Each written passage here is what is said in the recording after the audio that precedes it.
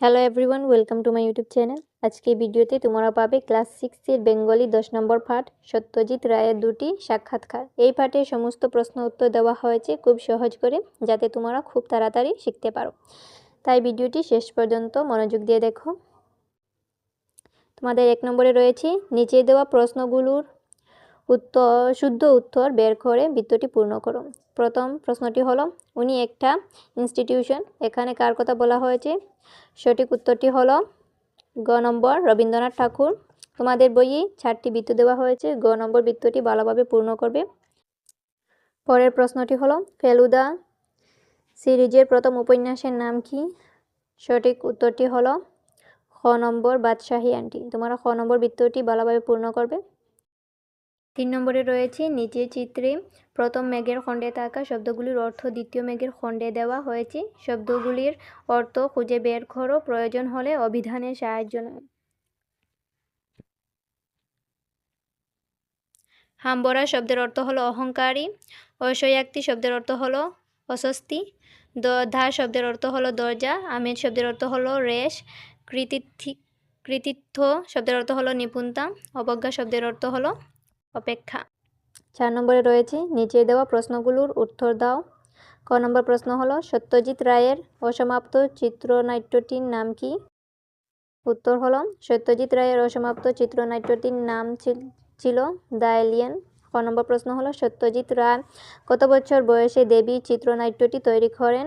উত্তর হলো সত্যজিৎ রায় 33 বছর বয়সে দেবী চিত্রনাট্যটি তৈরি করেন। গ নম্বর প্রশ্ন হলো, পথের পাঁচালী চিত্রনাট্য তৈরি করার সময় সত্যজিৎ রায়ের বয়স কত ছিল? উত্তর হলো পথের পাঁচালী চিত্রনাট্য তৈরি করার সময় সত্যজিৎ রায়ের 30 বছর বয়স ছিল। ঘ নম্বর প্রশ্ন হলো, কত খ্রিস্টাব্দে এরকুল পোয়ারোর আবির্ভাব ঘটে? উত্তর হলো 1923 খ্রিস্টাব্দে এরকুল পোয়ারোর আবির্ভাব ঘটে। নম্বর প্রশ্ন হলো, সত্যজিৎ রায়ের প্রথম প্রিয় গোয়েন্দা চরিত্রটির নাম কি? উত্তর হলো সত্যজিৎ রায়ের প্রথম প্রিয় গোয়েন্দা চরিত্রটির নাম ফেলুদা। 5 নম্বরে রয়েছে নিচে দেওয়া প্রশ্নগুলোর উত্তর দাও। খ নম্বর প্রশ্ন হলো, আত্মজীবনীমূলক চলচ্চিত্র করার বিষয়ে সত্যজিৎ রায়ের অভিমত কী ছিল? উত্তর হলো আত্মজীবনীমূলক চলচ্চিত্র করার বিষয়ে সত্যজিৎ রায়ের মতে গোবিন্দারা সব সময় কাজে ব্যস্ত থাকেন, আর তারা যদি নিজের জীবন দিয়ে ভালো চলচ্চিত্র বানান তবে নিজে প্রশংসা করতে হয়, যা ভালো না। খ নম্বর প্রশ্ন হলো, সুকুমার রায়কে নিয়ে ছবি করার বিষয়ে যে কথাগুলো আলোচিত হয়েছে তা লেখো। উত্তর হলো সুকুমার রায়কে নিয়ে ছবি করার বিষয়ে সত্যজিৎ রায় বলেছেন, সুকুমার রায়কে নিয়ে ছবি করার কথা তার কখনো বিশেষভাবে মনে হয়নি, আর যদি করতে হয় তাহলে কোন পদ্ধতিতে তা করা হবে, এই বিষয়টি নিয়েই তিনি বেশি চিন্তিত। ঘ নম্বর প্রশ্ন হলো, ফেলুর বয়স নিয়ে প্রশ্নকর্তার সঙ্গে সত্যজিৎ রায়ের কি কথা হয়েছিল? উত্তর হলো ফেলুর বয়স নিয়ে প্রশ্নকর্তার সঙ্গে সত্যজিৎ রায় বলেছেন, শুরুতে ফেলুর বয়স ছিল 27-28 বছর, আর বর্তমানে তা 35-এ পৌঁছেছে। তবে তিনি মনে করেন এ ধরনের চরিত্রের বয়স বেশি বাড়ানো যায় না। 6 নম্বরে রয়েছে কে কাকে বলেছিল লেখো। খ নম্বর হলো, আপনাকে একবার শুধু দেখতে চাই। উত্তর হবে কোনো একজন পাঠক সত্যজিৎ রায়কে একথা বলেছেন। খ নম্বরে রয়েছে হজ বরল আবুল তাবুল, এগুলোতে মজার তো শেষ নেই। উত্তর হলো সত্যজিৎ রায় প্রশ্নকর্তাকে একথা বলেছেন। গ নম্বরে রয়েছে ফেলুদার সঙ্গে কলকাতার পুলিশের সম্পর্ক যে কেমন? উত্তর হলো প্রশ্নকর্তা সত্যজিৎ রায়কে একথা বলেছেন। 7 নম্বরে রয়েছে তখন আভার ভাবি যে নিজেকে যদি দেখতে না দিই তাহলে আভার ভাবে যে লোকটা বড্ড হাম্বড়া, সেজন্য আমাকে একটু অভারিত ধার করেও রাখতে হয়েছে। শিক্ষক শিক্ষার্থীর সাহায্যে নিয়ে উক্ত কথাগুলি তাৎপর্য ব্যাখ্যা করো। উত্তর হলো সত্যজিৎ রায়কে নিয়ে অনেক আলোচনা হয়, এতে তার আপত্তি নেই, কিন্তু দেখা করতে চাইলে তিনি অসুবিধা বোধ করেন, কারণ তার সময়ের অভাব। তাই তিনি সবাইকে তার ছবি দেখতে ও গল্প পড়তে বলেন। তবে অহংকার বাবা হতে পারে বলে তিনি কিছু মানুষের জন্য নিজেকে অবহেলিত রাখেন। 8 নম্বরে রয়েছে সাক্ষাৎকার দুটির কোন কথাগুলি তোমার বেশি ভালো লেগেছে এবং কেন ভালো লেগেছে দলবদ্ধভাবে আলোচনা করো।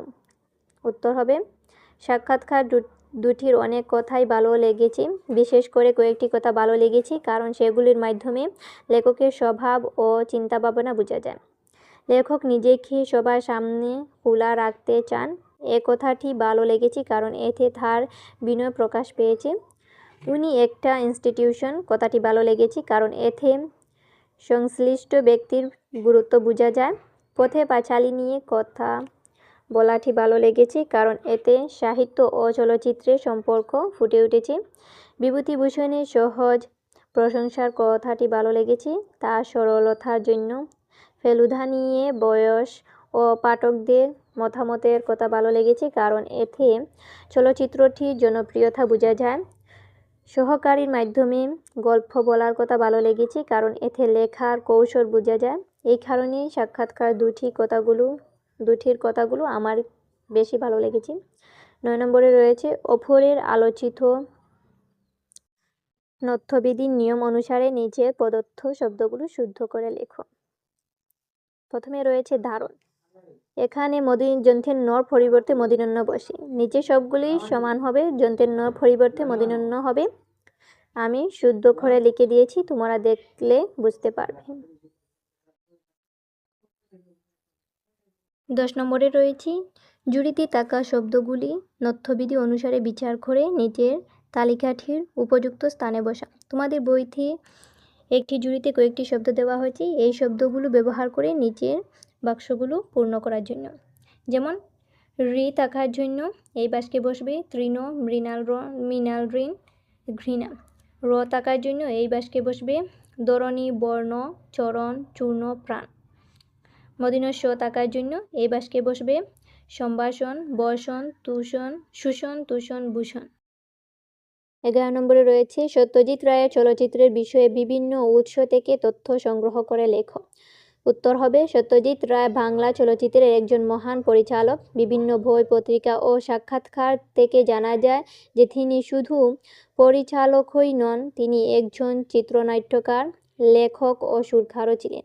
তার প্রথম চলচ্চিত্র পথের পাঁচালী মুক্তি পাওয়ার পরই তিনি দেশ বিদেশে খ্যাতি লাভ করেন। এই ছবিটি গ্রামের সাধারণ মানুষের জীবনের কথা খুব সুন্দরভাবে তুলে ধরেছে।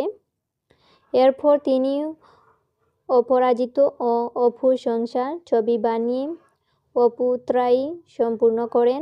এছাড়া তিনি ফেলুদা, গোপী গাইন, বাঘা বাইন এর মতো জনপ্রিয় চরিত্র নিয়ে চলচ্চিত্র তৈরি করেছেন, যা শিশু ও বড় সবাই পছন্দ করেন।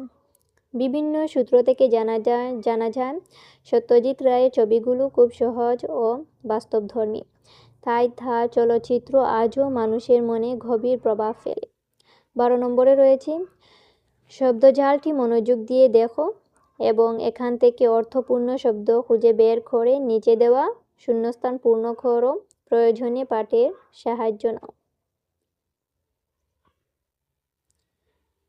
ক নম্বরে রয়েছে যিনি প্রশ্ন করেন প্রশ্নকর্তা। খ নম্বর হলো কবিগুরু রবীন্দ্রনাথ। গ নম্বর হলো একটি পদবী রথ রানাঘর। ঘ নম্বর হলো উপন্যাসের চরিত্র ফেলুদা। ও ম নম্বর হলো কথা সাহিত্যের একটি প্রকার উপন্যাস। তোমাদের ভিডিওটি ভালো লাগলে অবশ্যই চ্যানেলটি লাইক, শেয়ার এবং সাবস্ক্রাইব করতে ভুলবে না।